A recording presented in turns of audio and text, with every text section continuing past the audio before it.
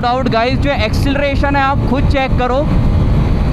Fourth gear 94 and fifth gear में 100 की speed cross कर ली है। जो क्रूज कंट्रोल का इसका मज़ा रहने वाला है ना, लॉन्ग राइड्स पे आपको कमाल का मज़ा आने वाला है। मतलब भाई डाल के छोड़ दो, 90 की स्पीड पे भी इतनी ज़्यादा स्टेबल है ना। अपडेट्स तो कंपनी ने सारे बढ़िया कर दिए, बट आज भी आपको यहाँ पर USB चार्जिंग पोर्ट ही मिलता है। मतलब कंपनी को यहाँ पर C टाइप दे देना था, जो कि अपनी एक्सट्रीम 125 में दिया है। चेक करते हैं ऑल न्यू अपडेटेड एक्सट्रीम 160 के brakes at speed of 90। Question आता है, इतने सारे ऑप्शन है भाई, गाड़ी कौन सी लेना चाहिए।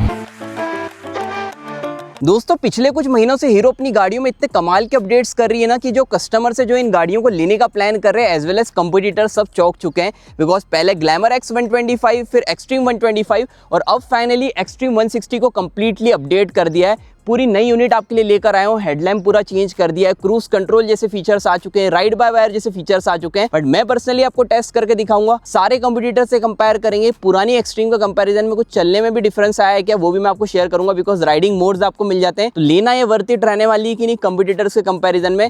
आज की राइड वीडियो को एंड तक देखोगे तो आपके सारे डाउट्स क्लियर हो जाएंगे। बाकी जितने भी व्यूअर्स मध्य प्रदेश से देख रहे हैं, स्पेशली देवास से देख रहे हैं, बेस्ट डील्स के लिए आप खुराना मोटर को कॉन्टैक्ट कर सकते हो। इंट्रो में ज़्यादा टाइम वेस्ट करते नहीं है, डायरेक्ट मिलता हूँ मैं आपसे सेटअप में। बाइक की कीज चलते ऑल न्यू अपडेटेड एक्सट्रीम 160 को राइड करने के लिए। कीज में तो देखो कोई भी चेंजेस नहीं है। हालांकि आपके भाई के ग्लव्स भी अब फट चुके हैं। कौन से ग्लव्स लेना चाहिए मुझे कमेंट में बताना, बिकॉज ये राइनॉक्स के जो ग्लव्स है इसने मुझे अच्छी सर्विस दे दी, 3 साल बढ़िया चल गए। बाकी देखो यहाँ पर फ्रंट हेडलैम्प कंप्लीट तरीके से चेंज हो चुका है, एक्सट्रीम 250 वाला दे दिया है, जिसके कारण साइड प्रोफाइल के लुक्स काफ़ी एग्रेसिव हो गए। मतलब हेडलैम्प के कारण ही साइड से जो लुक है ना पूरे चेंज हो चुके हैं। फ्रंट में 276 mm के डिस्क मिलते हैं, रियर में 220 mm के डिस्क मिलते हैं। मेनली चेंज हो गया है इसमें आपका मीटर कंसोल, ग्लैमर X 125 और एक्सट्रीम 125 वाला मीटर कंसोल मिलता है। 3 राइडिंग मोड्स आपको यहाँ पर मिल जाते हैं, साथ ही में आपको यहाँ पर क्रूज कंट्रोल भी मिलने वाला है। राइड बाय वायर यहाँ पर कर दिया है और नई कलर स्कीम आ चुकी है। सबसे पहले बात करते हैं एग्जॉस्ट थंब की। आपको मैं एक बार स्टार्ट करके दिखा देता हूँ।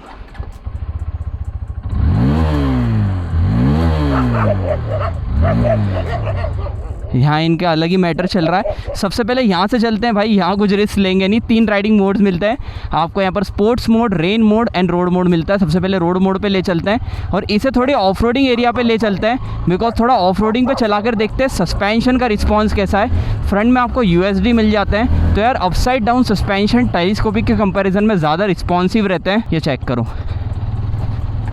भाई, ऐसे रोड्स और बड़े बड़े पत्थर कुछ फील ही नहीं हो रहे, ये आप चेक करो। मतलब वाकई में जो USD का रिस्पॉन्स है ना बहुत ही गजब का रहने वाला है। ऐसे एरिया में भी टर्न करना चाहूँ ना, विदाउट पैर टिकाए मैं इजीली बाइक को टर्न कर सकता हूँ। तो ओवरऑल जो कच्चे एरिया में चलाने की बात आती है ना, तो आपके USD काफ़ी बढ़िया परफॉर्म करने वाले हैं। और इंडियन रोड्स के हिसाब से 165 mm का ग्राउंड क्लियरेंस भी आपको मिल जाता है। बट मेनली सबसे पहले कंपनी से फास्टेस्ट इन सेगमेंट क्लेम करती है, तो इसे हम डालते हैं यहाँ से स्पोर्ट्स मोड पे। पहले गियर को एंगेज करते हैं यहाँ पर एंड करते हैं बाइक को launch.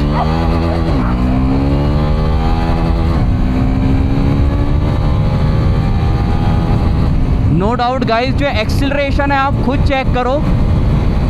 Fourth gear 94 and fifth gear में 100 की स्पीड क्रॉस कर ली है। मतलब भाई सेगमेंट में फास्टेस्ट इसका company 0 to 60 and 0 to 100 claim करती है, एंड फॉर श्योर वो आपको फील होने वाला है। सबसे पहले इंजन स्पेक्स की बात करते हैं, तो इसमें आपको 163.2 cc का सिंगल सिलेंडर 4 वॉल इंजन मिलता है, जो कि basically air and oil cooled engine रहने वाला है। 16.9 PS की पावर, 14.6 Nm का टॉर्क के इंजन निकाल के देने वाला है। एक्सट्रीम 162E के कंपैरिजन में पावर स्पेक्स काफ़ी ज़्यादा रहने वाले हैं, because 4 wall engine performance oriented रहता है। सबसे खास बात भाई क्रूज कंट्रोल मिल जाता है, सिंपली नीचे का बटन प्रेस करना है। ये 70 की स्पीड पे क्रूज लग चुका है। कहीं भी लॉन्ग राइड पे जा रहे हो क्रूज पे लगाओ, यहीं से आप स्पीड को भी इंक्रीज कर सकते हो कुछ इस टाइप से।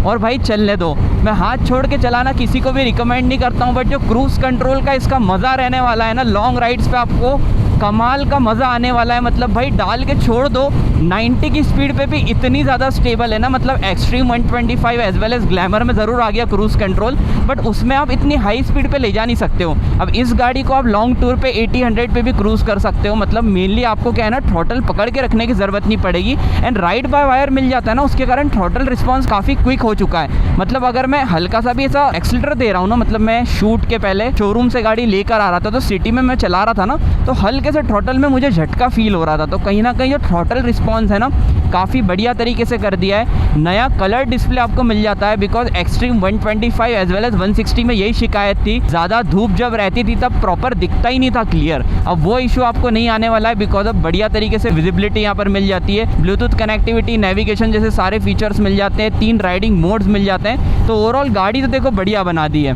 अब टेक्निकल स्पेसिफिकेशंस की भी बात कर लेते हैं। तो देखो इसका जो वेट रहने वाला है वो है 146 kgs। अब आप SP से कंपेयर करोगे, यूनिकॉर्न से कंपेयर करोगे, एज वेल एज अपाचे से कंपेयर करोगे तो ज़्यादा रहने वाला है। बट इससे भी भारी आती है अपनी बजाज की गाड़ियाँ, जो कि 150 kg प्लस हो जाती है। मेरे ख्याल से 146 kgs is more than sufficient for this segment. Updates तो कंपनी ने सारे बढ़िया कर दिए, बट आज भी आपको यहाँ पर USB चार्जिंग पोर्ट ही मिलता है। मतलब कंपनी को यहाँ पर C टाइप दे देना था, जो कि अपनी एक्सट्रीम 125 में दिया है, बट कोई ना भाई, गाड़ी अपडेट कर दी, फ्रंट लुक को चेंज कर दिया, ये एक बड़ी बात है। स्ट्रेट हैंडल बार मिल जाता है। बहुत सारे लोगों को ऐसे वीडियो में लगता है कि यार काफ़ी वाइड हैंडल बार है, बट ऐसा नहीं है, एकदम कॉम्पैक्ट है। मेनली कुछ इस टाइप से डिज़ाइन करा है कि आप अगर 80, 100 या 200 किलोमीटर भी एक टेक में जाना चाहते हो ना, आपको बैक पेन जैसा इशू नहीं आने वाला। ब्रेक टेस्ट भी करेंगे, कच्ची सड़कों पे भी चला के देखेंगे, वर्डिक्ट भी आपको देने वाला हूँ, इसलिए आज की वीडियो को बिल्कुल भी स्किप मत करना। एक जेन्युइन एक्सपीरियंस आपके लिए लेकर आया हूँ। क्रूज का यहाँ पर अलर्ट आ रहा है, सिंपली बटन दबाना है। ये भाई देखो फिर से क्रूज पे यहाँ पर लग चुकी है। तो क्रूज का काम तो मुझे काफ़ी बढ़िया लगा। Dual disc with dual channel ABS मिलता है। फ्रंट में 276 mm की डिस्क, रियर में 220 mm की डिस्क मिलती है। अब ऐसे रोड पे अगर ब्रेकिंग करना चाहो, देखो गाड़ी के टायर कहीं भी स्किड नहीं होते, एक जगह पे आपकी गाड़ी लॉक हो जाएगी। साथ ही में लो एंड टॉर्क की बात करें, तीसरे गियर पे अगर मैं थ्रॉटल छोड़ देता हूँ, देखो ईजीली बाइक यहाँ पर क्रॉल कर रही है। और तीसरे गियर पे भी बढ़ाने जाऊँ, यहाँ पर चेक कर लो, चौथा गियर भी चेक कर लो, टॉर्क की कमी कहीं से कहीं तक आपको महसूस नहीं होने वाली है। ओवरऑल पोस्चर काफ़ी कंफर्टेबल है। यहाँ पर आपको 12 लीटर का टैंक मिल जाता है, जो कि आपका E20 फ्यूल भी सपोर्ट करने वाला है। आपको अगर माइलेज ओरिएंटेड बाइक्स चाहिए ना, तो फिर आपके लिए 4 वॉल इंजन नहीं है, आप फिर 2 वॉल इंजन के लिए जाना। ये क्या डिफरेंस है वो भी मैं आपको भी वर्डिक्ट में शेयर कर दूंगा। बाकी एक बार हाई स्पीड पे हाईवे पे टेस्ट करते हैं इसके ब्रेक्स। ऐसे पॉटहोल्स वगैरह तो आपको बिल्कुल भी फील नहीं होने वाले हैं। चेक करते हैं ऑल न्यू अपडेटेड एक्सट्रीम 160 के ब्रेक्स एट स्पीड ऑफ 90।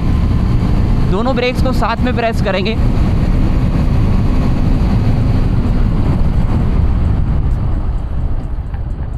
गजब ब्रेकिंग है भाई, गजब। मतलब फ्रंट ब्रेक की वाइड देख लो, फ्रंट ब्रेक से तो आपकी गाड़ी खड़ी हो जाएगी जगह पे। और अगर रियर ब्रेक में आपको बताना चाहूँ, रियर ब्रेक भी टेस्ट कर लेते हैं। ये देखो ईयर ब्रेक का रिस्पॉन्स भी बढ़िया है, मतलब अच्छी तरीके से बाइक रुक जाती है। तो ओवरऑल आपको city as well as highway commutes पे चलाने में कोई भी दिक्कत नहीं होने वाली, बिकॉज फ्रंट में 100 सेक्शन टायर्स मिल जाते हैं, रियर में 130 सेक्शन। तो आपको अगर इसे लीन भी करना है ना, हालांकि जगह मुझे मिली नहीं लीन करने के लिए, ऐसे अगर लीन भी करके चलाना है ना, तो पूरा कॉन्फिडेंस ये गाड़ी देने वाली है। अब देखो हमारे इस रूट पर आ चुके हैं, तो अब टाइम आ गया है वर्डिक्ट देने का। क्वेश्चन आता है, इतने सारे ऑप्शन है भाई, गाड़ी कौन सी लेना चाहिए? तो हर वीडियो में बताता हूँ, माइलेज ही आपका पर्पज़ है। मेनली आप 160 cc सेगमेंट में माइलेज ओरिएंटेड बाइक चाहते थे, SP 160, यूनिकॉर्न 160 ले लो अगर बजट कम है। बजट अच्छा है, लुक्स भी बढ़िया चाहिए, बट माइलेज प्रायोरिटी है, तो एक्सट्रीम 160 2V या फिर अपाचे 160 2V ले सकते हो। बट एक्सट्रीम 160 2V आपको ज़्यादा माइलेज निकाल के देगी। अब टॉप कैटेगरी आ जाती है 160 cc सेगमेंट की, जहाँ पर आपको पावर भी चाहिए, लुक्स भी चाहिए, परफॉर्मेंस भी चाहिए, साथ ही में रिलायबिलिटी भी चाहिए। तो आपके लिए ऑप्शंस बच जाते हैं 160 का 4V, जो कि मैं राइड कर रहा हूँ, साथ ही में अपनी NS 160, N 160 और अपनी अपाचे 160 4V। अब इन सब में से जहाँ तक कि लुक्स की बात आती है, वो सब्जेक्टिव है। किसी को एक्सट्रीम के अच्छे लगेंगे, किसी को अपाचे के अच्छे लगेंगे, किसी को N 160 के अच्छे लगेंगे। जहाँ तक कि टॉप एंड परफॉर्मेंस की बात आती है, एक 160 cc की बाइक लेने के लिए निकले हो और मेनली आपको टॉप एंड परफॉर्मेंस चाहिए, मतलब आपको टॉप स्पीड ज़्यादा चाहिए, तो फिर आप NS 160 की ओर जा सकते हो। बाकी यार भाई ये बच्चे डिस्टर्ब करते हैं, और बहुत सारे तो यार इस एरिया में सब्सक्राइबर्स ही मिल जाते हैं। मेनली 160 cc के सेगमेंट में आपको परफॉर्मेंस भी चाहिए, लॉन्ग टर्म रिलायबिलिटी भी चाहिए, माइलेज भी चाहिए, और साथ ही में बेस्ट इन सेगमेंट फीचर्स चाहिए, like cruise control, ride by wire, full LED headlamp, tail lamp. तो भाई ये गाड़ी आपके लिए रहने वाली है। और सबसे बड़ी USP इस बाइक को लेने के लिए बन जाती है इसका ब्रांड नेम, बिकॉज हीरो गाड़ी का जो ट्रस्ट है ना इंडियन मार्केट में, वो अलग लेवल पर ही है। तो आपको ये गाड़ी को लेके लॉन्ग टर्म में कोई भी रिग्रेट नहीं करना पड़ेगा। आज के राइड वीडियो को एंड करते हैं गाइस, ज़्यादा लंबा रखेंगे नहीं। वीडियो यहाँ तक देखी हो, अच्छी लगी हो तो यार लाइक करना, चैनल को सब्सक्राइब कर लेना। सो मिलते हैं ऐसे एक इंटरेस्टिंग कंटेंट के साथ।